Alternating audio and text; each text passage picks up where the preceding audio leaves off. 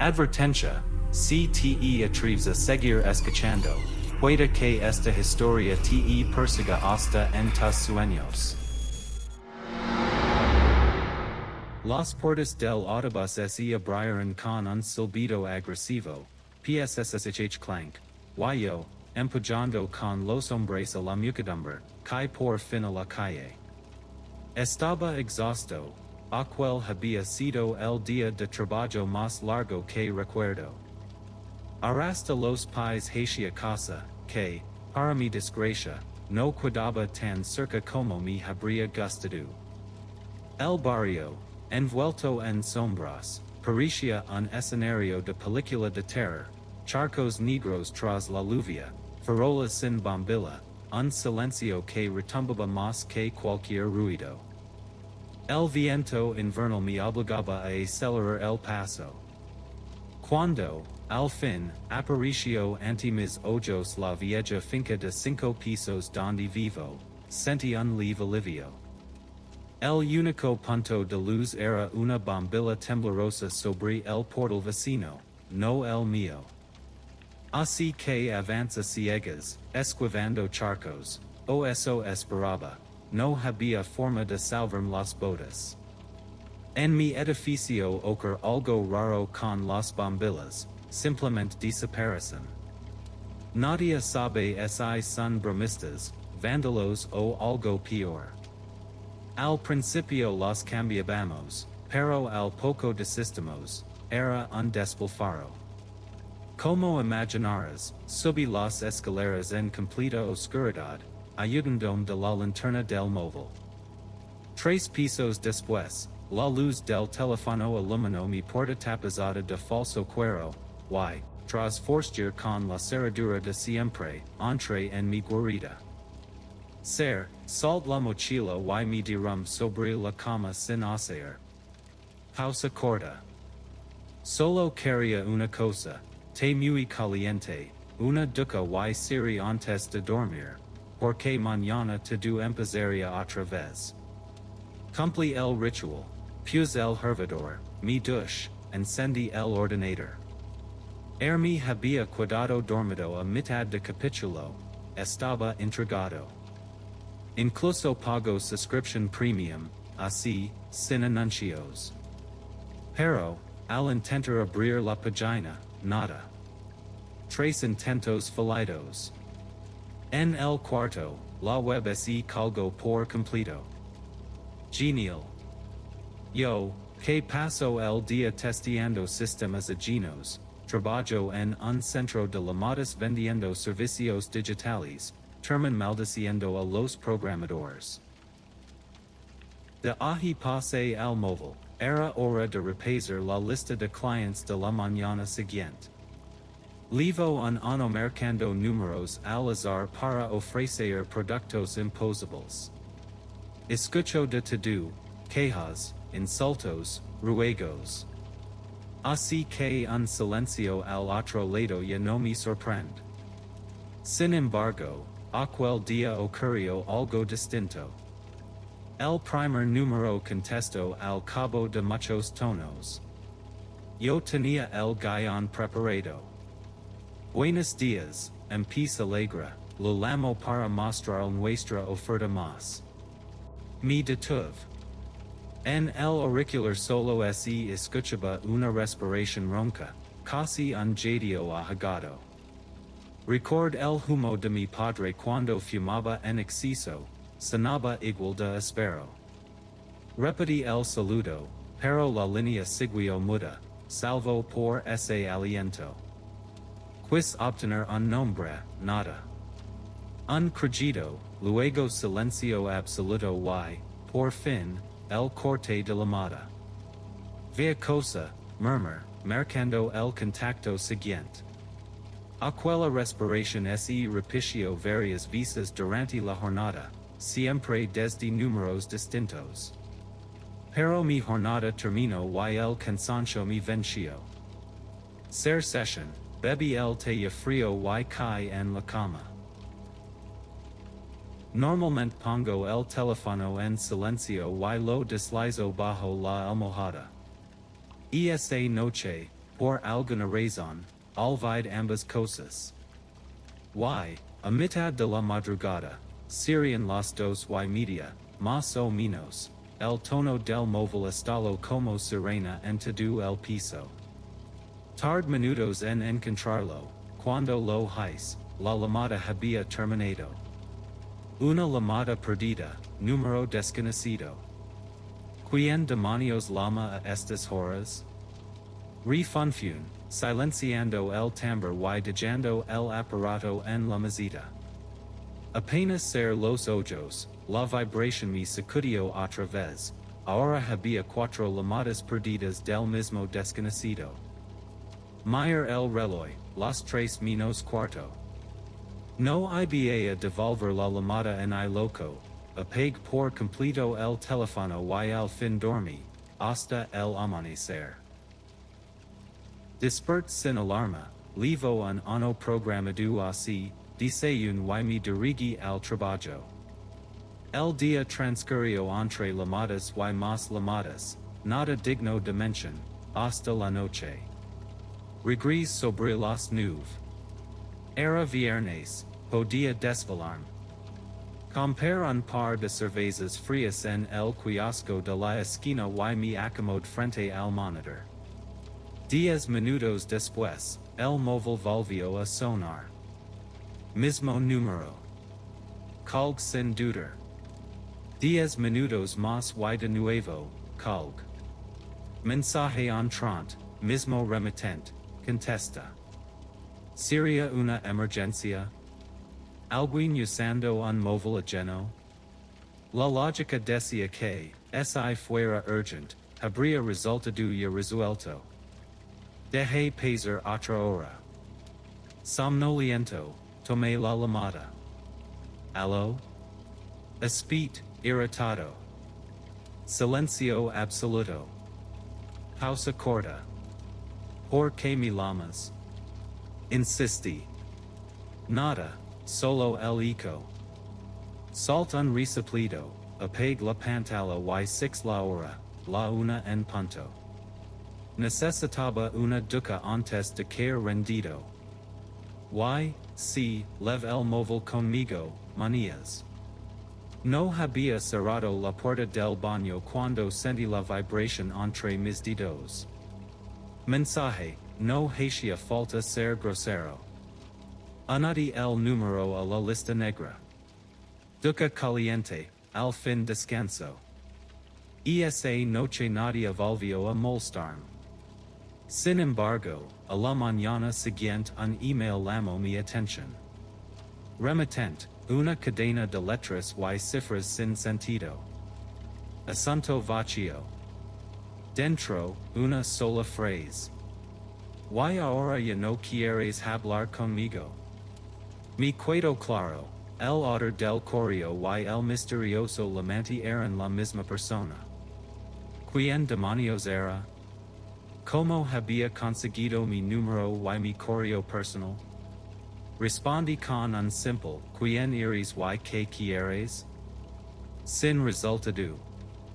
Las llamadas no cesaron. Cada día eran más insistentes, siempre el mismo vacío al otro lado, hasta que ocurrió algo que me heló la sangre.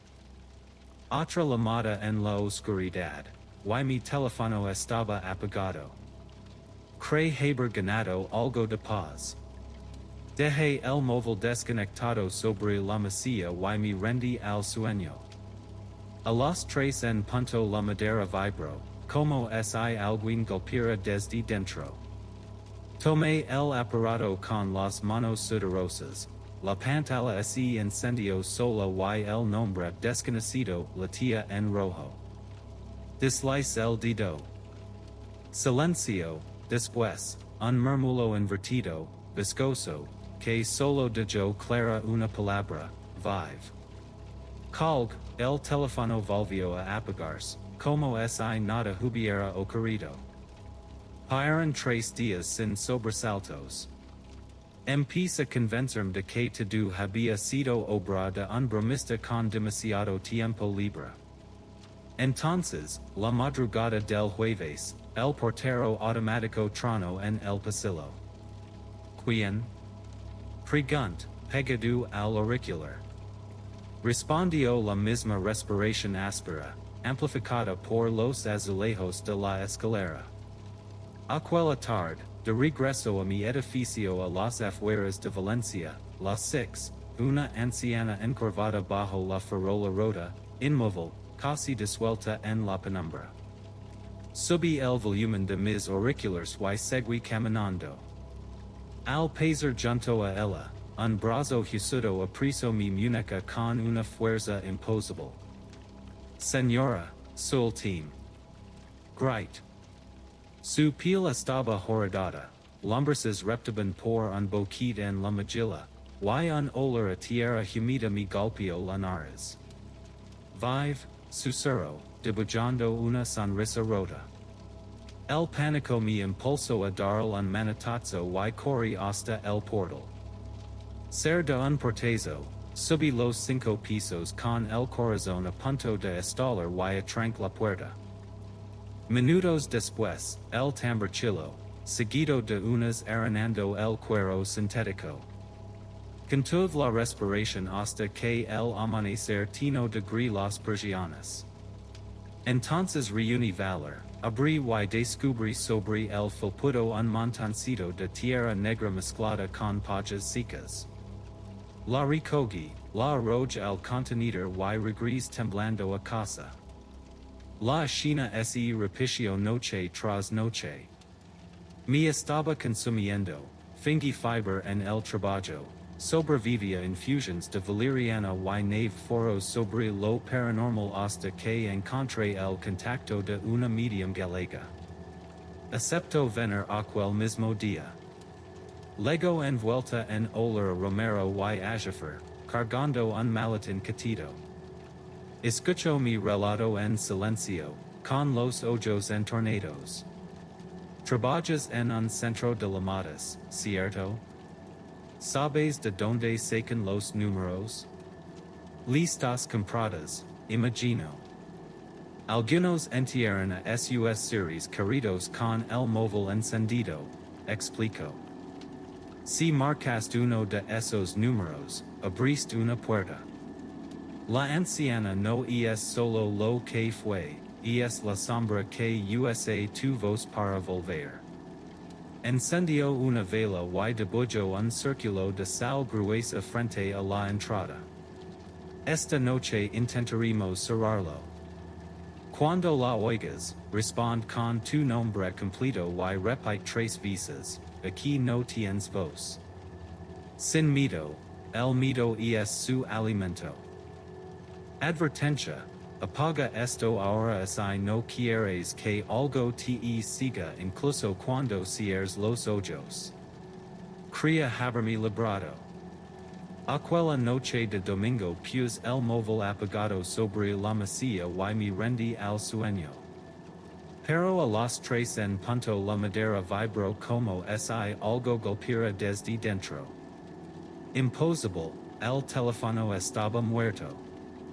Al tocarlo, la pantalla se encendió sola y el nombre desconocido latía en rojo. Deslice el dedo. Silencio, después, un farfullo inverso, palabras babiantes que solo dejaban clara una, vive. Colg de golpe, el móvil volvió a apagarse, como si nada. Pasaron 3 días sin más sobresaltos. Hasta la madrugada del jueves, cuando el portero automático tronó en el pasillo. ¿Quién? Su ser. Solo contestó la misma respiración áspera, amplificada por los azulejos de la escalera. Esa tarde, de regreso a mi edificio en las afueras de Valencia, 6 la silueta encorvada de una anciana bajo la farola rota. La ignoro y seguí caminando.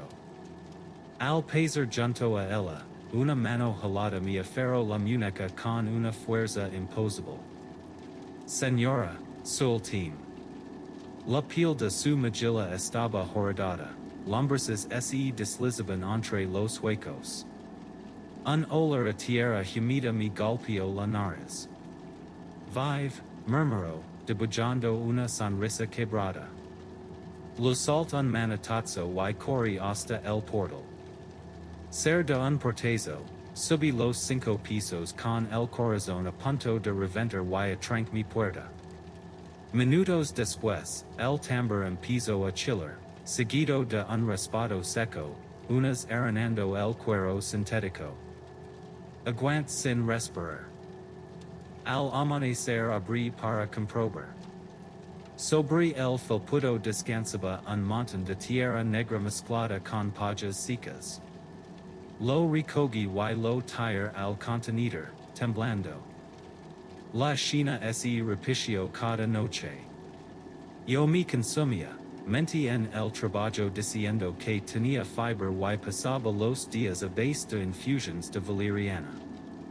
Desesperado, buscaba en foros de lo paranormal y acabé llamando a una medium galega. Acepto venir aquella misma tarde. Cuando llegó, traía un maletín que olía a Romero y Ajafer. Escuchó mi relato en silencio, los ojos entornados.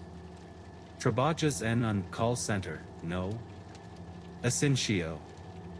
¿Sabes de dónde sacan los números? Listas compradas, supongo. Algunos entierran a sus series queridos con el móvil encendido. Si marcaste uno de esos números, abriste una puerta. La anciana que viste no es solo lo que fue en vida. Es la sombra que usa ese vínculo para volver. Encendió una vela, trazo un círculo de sal gruesa frente a la puerta y me ordinó quedarme dentro. La última noche. Al filo de la medianoche, un golpe sacudió el portal, seguido de pasos arrastrados por la escalera. El ascensor, averiado desde hacia un mes, se incendió sin alimentación, subiendo piso a piso hasta detenerse en el quinto. El silencio que siguió pasaba como plomo. Cuando la oigas, susurró la medium, contesta con tu nombre completo y de 3 veces, no tienes voz aquí. Hazlo sin miedo. El picaporte se movió. El cuero de la puerta crujió bajo una presión inhumana. Entonces llegó el susurro. 8 ve. La vela titiló. Un frío glacial inundó el pasillo. Sentí que el aire se espesaba, como si respirara en agua. Trague saliva y pronuncie. Soy Javier Martín de la Cruz. No tienes voz aquí. Repetí la phrase 2 veces más.